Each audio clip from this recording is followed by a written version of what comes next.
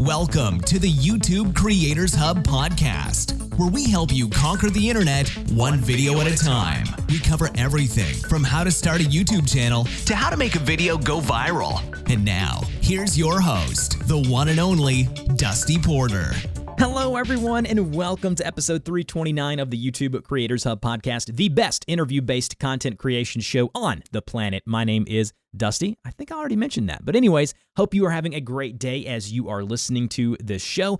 Give a huge shout out to our sponsor, TubeBuddy. They've been with us now. I looked at the date, 7 years with me on the podcast and doing things here on my channel. I'm so thankful for them. If you are going into the new year looking for a new tool and a new you, definitely check out the link in our show notes of the podcast. It says try TubeBuddy for 30 days. You will get a free month's worth of using everything that TubeBuddy has to offer, and you will not regret it. Also, if you're looking for another way to support us, but also get a little bit of publicity for your channel, you can join us over at patreon.com/DustyPorter. And if you support us at the $5 tier or higher, you will get a shout out of your name and channel or link of choice on one episode per month, as well as something we're starting this month, going into the new year, a 1 hour Discord or a Zoom call with myself and other patrons where we talk about YouTube, what's going on with our channels. If that sounds interesting to you, please go ahead and use our link to do that now. This week's shout-outs are Matt Leidy, Randy Engler, Bill Duffield from B Duff Travels, Simon Holman, Hello Bobby, Chase Shelby, and Simon Holman with Simon Holman Tech over on YouTube. Thank you all for becoming patrons. That community is growing, and as well, you will get access to our Discord community where basically we talk YouTube shop, share videos, share different bits of strategies on there all throughout the week. If that sounds fun to you, definitely check that out. Something that I don't do very much here on the podcast is talk about going over to wherever you listen to the show and subscribing. It's absolutely free of charge, and you'll get notified every single Friday at 6 a.m.-ish whenever we go live with a new episode. So if that's something that you haven't done, please do that. It would really mean a lot to me if you would subscribe to the show. Again, you can just have that in your feed, listen to it at your convenience. Also, we have a 5-minute Google form in the notes here of the show, where if you think that you'd be a great fit here for the podcast, go click that link, fill it out. Doesn't guarantee anything, but at least it puts you on my radar to at least reach out to when I think and if I think that you may be a good fit for the podcast. Hope you guys are having a great day or week whenever you're listening to this. Let's go ahead and jump into this week's conversation. Hello, everyone, and welcome to this week's conversation on the YouTube Creators Hub podcast. Super excited today to be joined by Dave. He runs a YouTube channel called the DIY HVAC Guy. His goal is to empower homeowners and DIYers with the knowledge and skills to maintain and even repair their heating and air conditioning, saving them tons of money. Coming from someone who just replaced both of their HVACs 1 year after the other, I can tell you it is not cheap. Dave, how you doing today? Doing well, Dusty. Thanks for having me on. Absolutely. How are you? Absolutely. I'm doing wonderful. I am super excited to talk with you about your channel. The DIY HVAC Guy now is sitting right above 32,000 subscribers. You've got a great little community over there showing folks how to do different things, and I feel like you've really captured a niche really well, and I can't wait to talk to you about kind of how you did it. But before we get too far ahead of ourselves, I do want to ask you, can you tell me the story of the channel? How did it come to be? What made you want to start on YouTube in the first place? Yeah, so I got into YouTube. I worked as a handyman, and just to give you a little bit of background, I worked as a mechanic prior, and I wasn't making nearly as much as I would have liked, and I have some background, quite a bit of background in HVAC. And when we moved out here from Tennessee to Salt Lake City, I got this job as a mechanic, and it was just kind of a grind. And so I ended up getting a job with a friend of mine who did construction.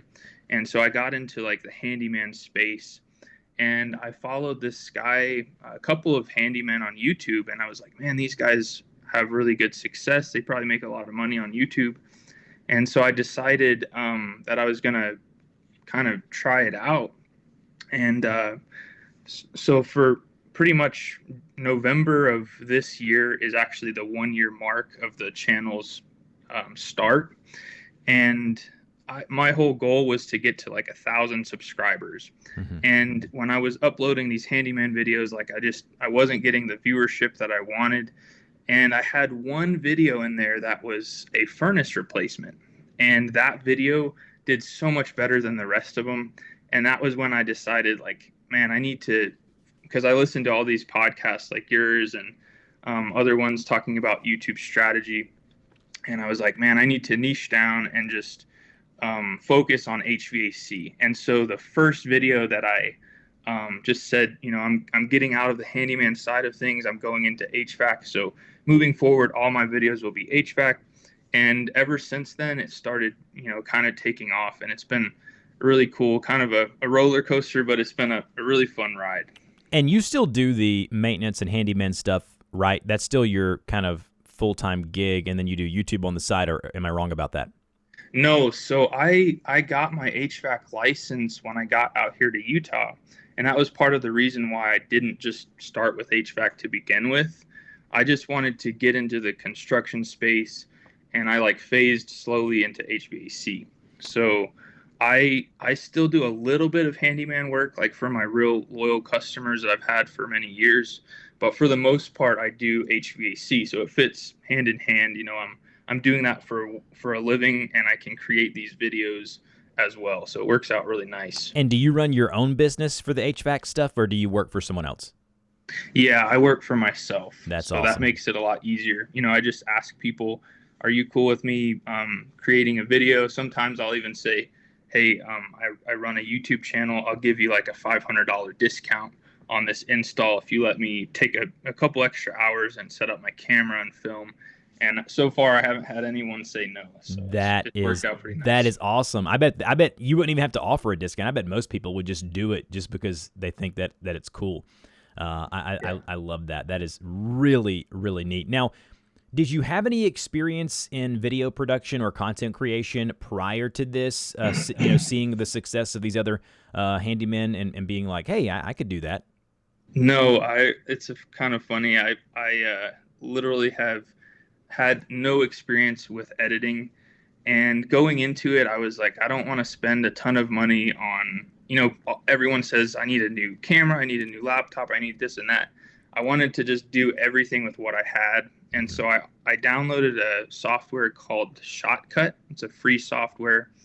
And for the whole first year, I actually have two channels. This one, I focused more so on this one because the other channel is like a totally different niche, and this one took off. But between the two, I was just, the learning curve of editing and all of that was pretty steep. But once you get that editing part down, it makes things go by so much quicker, and it's more enjoyable. Like I remember when I first was getting started, I wanted to do the most simple thing to my video, to add something like a text or the little subscribe thing, and it took me forever to figure that out. But once I did, it was just like really satisfying to know that I edited this all myself, and it's just a cool knowledge or skill set to have. And you learned it all yourself by watching other YouTube videos or tutorials, or just reaching out and figuring out how to use it. So you handle all of the processing, pre and post and everything by yourself, correct? Yeah. I didn't take any courses. Just that's the beauty of YouTube. You can learn pretty much anything on there. Absolutely. That's what I hope for. That's what I do. So I hope that continues to be the case. I tell you, it's interesting when you talk about niching down, which is what you did there. I do want to focus in on that for a minute. Obviously the success, so you've seen better results when you niche down and you focused more on one topic. If someone listens to this and they're thinking, well, what does that even mean? It just means he took a broad topic and he narrowed it down, and he's now covering just one unique thing. What do you think the reason for that is, and what are the results that you've seen other than just the straight success? So when I got into handyman, I was thinking, this is broad. I can teach someone how to fix their toilet. I can teach them how to fix their fridge. I can teach them how to fix their AC. Like this will go to such a big audience, but the reality of it is the audience is too big, and YouTube doesn't know who to show these videos to get a good viewership. And so one thing that really helped me was I got into contact with another YouTuber who actually reached out to me. His name is Scott over at Everyday Home Repairs, and he's got about 500,000 subscribers. And he was the one that actually, when my channel took off, he was the one that kind of like mentored me about how to niche down and even more specifically, how to make it to where you have a specific type of niche channel. And what I mean by that is I was in this weird, and you can look through my videos and tell, part of them are more like blog style where I have my chest cam on and it's just kind of raw footage. And the other part of it is more structured. It's like, this is what this video is going to show, and it's very structured. And so he said, you know, you need to pick a lane, either do your blog style or do a more structured kind of approach. Right. And the structured approach is going to have better viewership. It's going to have more subscribers coming in because they know exactly what to expect. And so I picked that route, and as soon as I took his advice, the channel just started to take off. I had one video that got 1 million views, and it's clear that, you know, his advice was good, because not only was I niching down and just doing HVAC, but I was making those videos more structured and taking out stuff that wasn't necessary. Whereas, you know, there's a lot of HVAC channels that are real raw footage, and it's just not very clear. You can't see what's going on sometimes. And I chose to decide to make my videos more structured and more crisp, and that's really paid off. You know, it's interesting, unless you're really focused on search, which is what I do and have done now for over a decade, and understanding that, you know, my channel is not going to grow as far as like subscriber numbers very quickly, but if I can get my videos to rank in search, that's kind of where I want to be at. But for you, when you niched down, your hopes was that you would build a large community that every time you posted a video would watch. But not only that, I've also noticed that you do a lot of how-to and educational content. It obviously fits what you're doing and showing people how to basically do it themselves or be their own DIYers. What was the thought process behind adding all of that how-to and educational stuff as far as like showing up in search results? Because that's how you're getting and gaining new subscribers. I'm not really 100% sure on that. Like, a lot of my knowledge as far as that goes is it's kind of a little bit over my head when it comes to the analytics. Sure.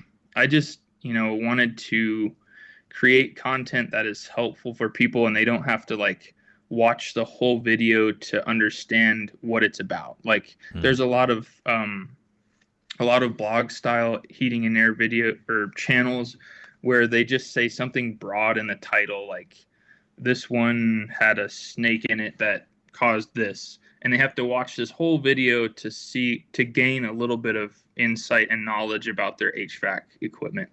And that's cool. Like, those channels are fun to watch, like when you're not actively trying to learn how to do something. But I wanted my videos to be like, I know exactly what this video is about, and get right to the point, don't have this long introduction, so people get the knowledge that they need and they get it quickly. So that was going to be my follow-up question to that, is that what have you learned over the year of creating these videos and growing this community that help your how-to instructional videos? Like, what are, you mentioned it there about not having a long drawn-out intro. Everyone knows how passionate I am about that here if you listen to this podcast. But what other things have you found to be, I guess you would say, more successful than others when it comes to creating content of showing someone how to do something themselves? So probably the biggest two things are thumbnails and titles. Those are the first thing that people are going to see, and you can have the best video, but if they don't like the thumbnail, if it's not enticing or piques their curiosity and they don't click it, it's just a waste of that person's time. They're not going to click on it. So I recently started paying for Canva, and that's I pay for Canva and then Splice on my phone. And Splice is awesome. I use it pretty much almost every day. For the last probably 5 videos, I've just been editing on my phone, because I just got a new MacBook, and I'm still like learning how to use Final Cut Pro. But the Canva, the paid option is fantastic because it has some cool tools like removing the background so you can highlight a piece and make it kind of stand out. And then I've seen a lot of thumbnails that are just kind of cluttered and have too much text. So I try to just have an image that stands out. They know what they're looking at. And then a couple of short words in my last probably 10 videos. That's all it is. It's like, fix this or do this. And that's something that I learned from Scott over at Everyday Home Repairs. It's a very simple thumbnail, but it's gotten, a lot of success. So I'm going to probably keep that strategy. And then the titles, I try not to make them too long, but just coming up with a crafty title that kind of gets people wondering, like, what does this plug go to in the furnace? Why is it sticking out? Because mine doesn't look like that. Like, maybe they'll click on it. So those are probably the 2 biggest things, because like I said, those are the things that the viewer is going to see from the very start. It's funny. I've used Canva for a long time and have always recommended it kind of as in addition to like something like Photoshop or something more, I always thought was more in depth. But I tell you, Canva has bought out some other companies. They have grown further and further, and they're now that one-stop shop. If you want to do thumbnails, Canva is it. I mean, it is a great tool and asset to have, and they are not sponsoring this show at all. And so it's one of the things to where if you're looking for something to kind of make you more efficient, to make your life a little easier on YouTube when it comes to thumbnails and aesthetics, Canva is a great tool for that. I want to ask you this question. What is something that you have learned or something you look back at and you're like, man, I wish I would have known that sooner. I wish I would have done that sooner when it comes to your YouTube channel? So it kind of plays into a little bit. I know we'll touch on monetization, but it kind of touches on that. So like I said, I had 2 different channels. The other one is about like overlanding, because I like to camp, and I have a Sequoia that's kind of decked out for camping and overlanding. And that was like what I thought was going to be my main channel. And so that channel, as I found out, both of these channels had 2,000 subscribers, and literally the overlanding one was like next to nothing compared to my DIY like handyman channel, because YouTube and AdSense works differently depending on the type of channel it is. And I didn't know that for probably the first 5 or 6 months that I was on YouTube. And I listened to a few of your podcasts and realized that that was totally true. Like, they don't know how to, or they just don't give as much money for AdSense or ads on an overlanding channel as they do on a DIY channel, because people are more likely to click on that ad on a DIY channel, or say like a finance channel or marketing channel. So that was one thing that I didn't know early on that I wish I would have known. And then trying to think what else it's interesting you say that. I always use the 2 examples. It's not necessarily about YouTube not knowing. It's more along the lines of the ad providers, of the people who are purchasing these ads from YouTube and Google. They're just not willing to pay as much because they don't find the return on investment to be as much as it would be from a financial company. And we saw a big boom during the crypto surge of the past few years, where crypto companies would advertise and they'd pay big dollar because they were trying to kind of get off the ground or whatever it may be. So it's also time of year based and things like that. But no, you're exactly right. Cool. So you've grown the channel now to just over 32,000 subscribers. What has been the biggest surprise for you so far in regards to the YouTube channel? So like I said, my whole goal for the channel this year for both channels was to hit 1,000 subscribers. And I'm just ecstatic about how well it's gone. And so I had this one video, and apparently, with the Texas ice storm, they had this huge power outage. And I did a video about, how to power your furnace with a car battery. And I was not expecting this video to take off, but it just skyrocketed. And that was probably the biggest surprise. I was not expecting to have a million view video in the first year, to have over 1,000 subscribers in the first year, and for the channel to make what it's making in its first year. Those three things I'm just blown away at. And it's really motivating for me because, a lot of people just go on YouTube to share who they are and what they like to do.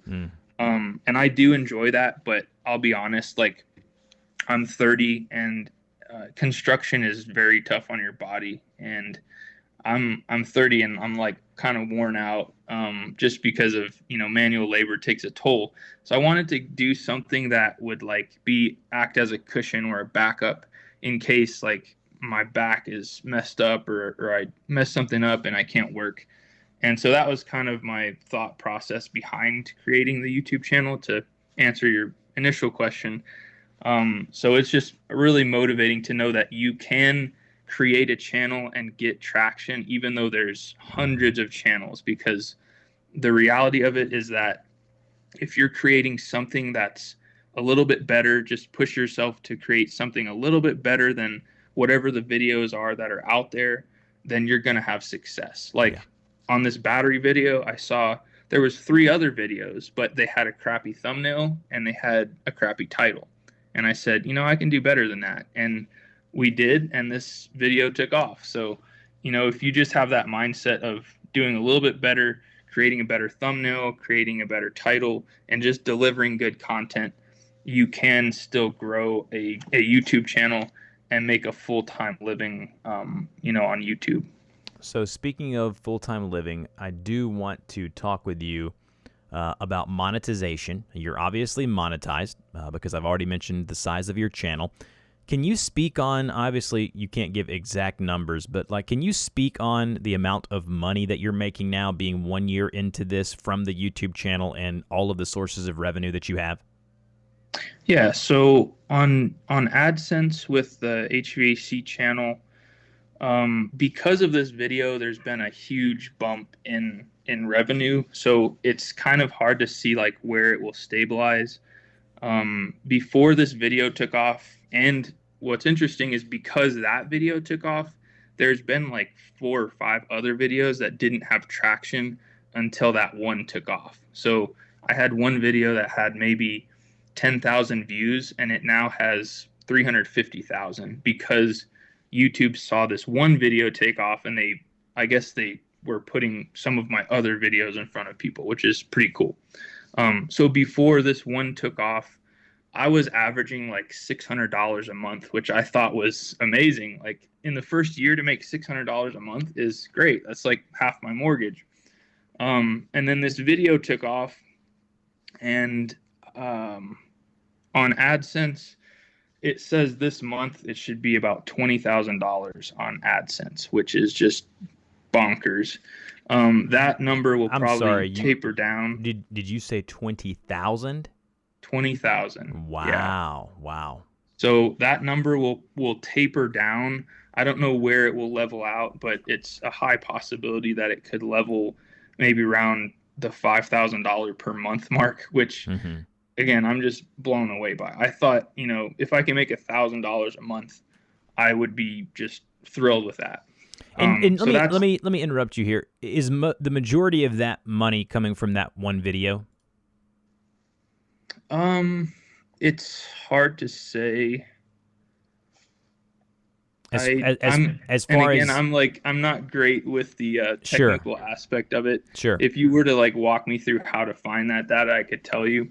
But sure. there was like a huge spike when that video took off. hmm So I'm sure at least half of that, probably three-quarters of that is from that video. So But it's really, it's interesting because you posted a video 3 days ago. It's already got almost 40,000 views. So it's obviously done something.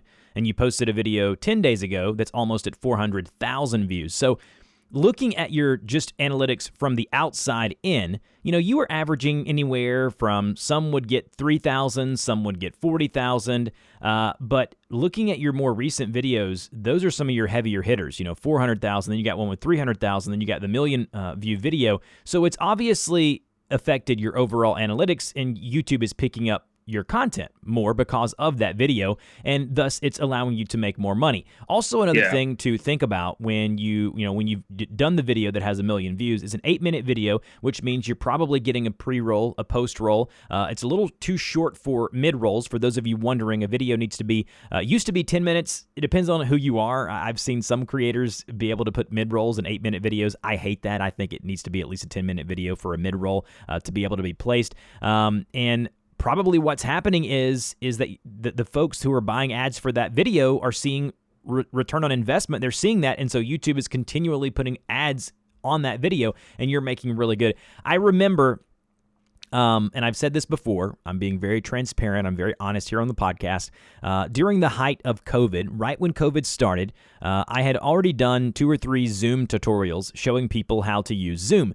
For those of you who know, Zoom is a big tool to help people work from home. And I remember one day, I'm very big on analytics. I'm different than you, David, in that I love my analytics. I look at them daily. And I remember looking about halfway through the week, and I had saw that the day before I had made like $3,000 on that day. And I was like, wait a minute. Now that's never happened. I mean, I average a decent amount. YouTube's definitely not my only source of income, but I've never done that. It's never been that high, and I was like, okay, that's just an anomaly. That the Zoom video took off.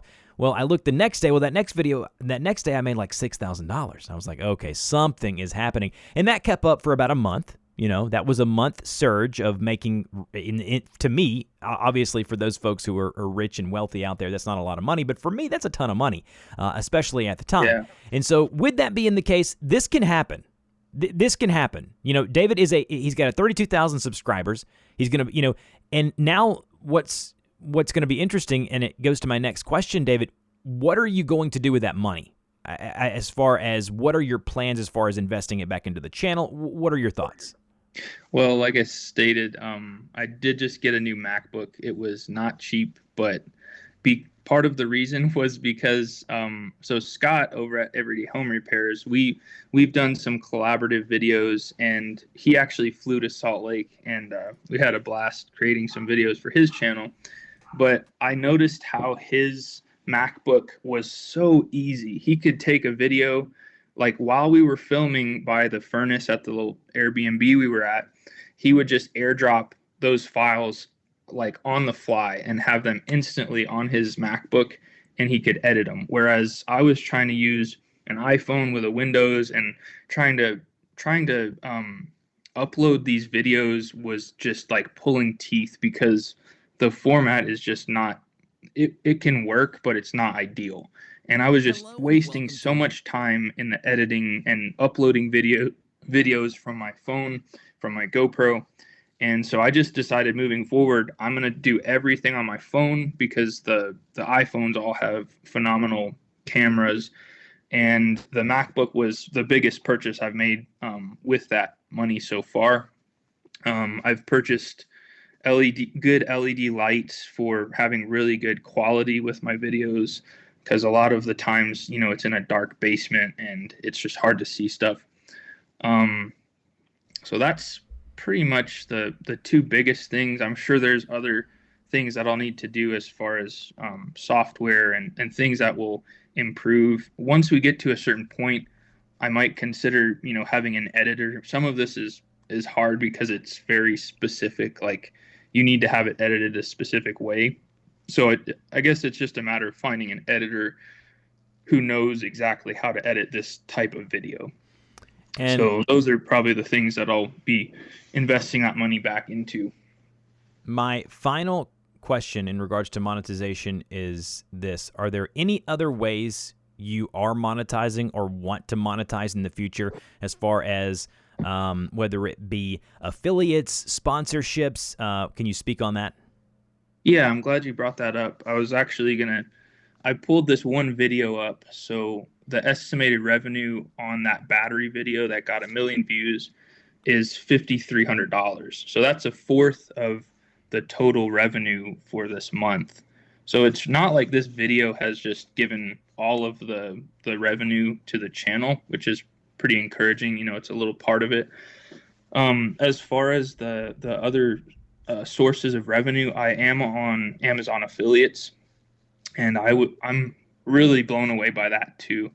A couple of things that make that a more enjoyable experience for viewers is I opened an Amazon store. I think it's called a storefront, so it's not like you have to have purchase inventory or anything. It's basically you just have your own storefront with your logo at the top, and you have all of your different items that you use on a daily basis or that you're promoting.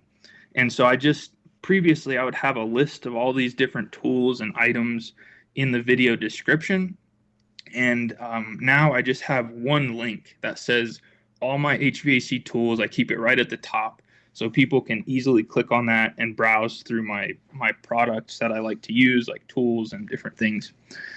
So as far as the revenue on that, it's around the holiday season, so it's going to be a little bit higher. But previously, before this whole spike in subscribers and views, I was generating probably like $100 a month, and it's averaging like between $100 and $200 a day on Amazon affiliates. So that should be another like $3,000 per month on there. And again, that'll probably taper back down, but it'll be interesting to see like where these two level off and what the monthly revenue will be. But so far it's blown me away, like how well it's done. I talk about this with the creators I have on the show because I want folks to understand that it's not impossible. You're not out here creating video game content. You're not out here creating vlogs, the things that folks think are lucrative on YouTube. You found your niche. You found the space. You're very talented at it. You're a good presenter, and you just went for it, and you've done really well with it. And I'm very proud of what you've accomplished, and it's very amazing to hear you talk about this. And I only think this is just the beginning, right? Like this, if you continually produce the content that you're going to create, I think YouTube's going to become a bigger part of what you do, and I'm super excited for you. In conclusion, as we're getting close to the end of this interview, I want to ask you, as far as like what you've learned about kind of what you do well as a creator and what you struggle at, can you just speak on that briefly? I actually listened to one of your podcasts yesterday, and you guys were talking about how trying to gain subscribers and followers on multiple platforms. I was like spreading myself way too thin, trying to do the Instagram, the TikTok, and all of these other things, and I just decided like it's not worth the stress involved. And I'm not good at juggling that many things. So I just been focusing on the channel and just really trying to hit that hard. As far as like, I feel like myself personally, I have a lot of drive when it comes to trying to make something work. Like I want to make it work. And that has proven very beneficial with this. But on the same token, probably the most challenging thing and my weaker suit is the editing part of it. I'm not super technical. I do love like looking at the analytics, but that's been a pretty steep learning curve, and you just have to take it one day at a time. If you can learn how to do one thing on your software in one day, you're ahead of the game, and just try and keep learning. Some of us learn a little bit slower, some learn faster, But as long as we're giving it our best, that's all that really counts. I love that. This has been an amazing interview. I'm so thankful I had you on the show. And for those of you wanting to see his channel, it's the DIY HVAC Guy over on YouTube. His name is David. And how do you pronounce your last name? It's Stojic. David Stojic. And I knew I would mess that up, which is why I asked him first. David, No worries. Thank you so much. Do you have any parting words for the creators listening to the show today? If you're at, grinding to try and get your channel off the ground, my word of advice would just be keep learning, keep giving it your best. If you see that something doesn't have success, then change it up. If you see a video isn't doing well, change the thumbnail, change the title, and really just keep tabs on what's doing well and what's not. Another thing I wanted to add was I take a screenshot of my dashboard on YouTube Studio like every week, just so I can gauge like how you're doing.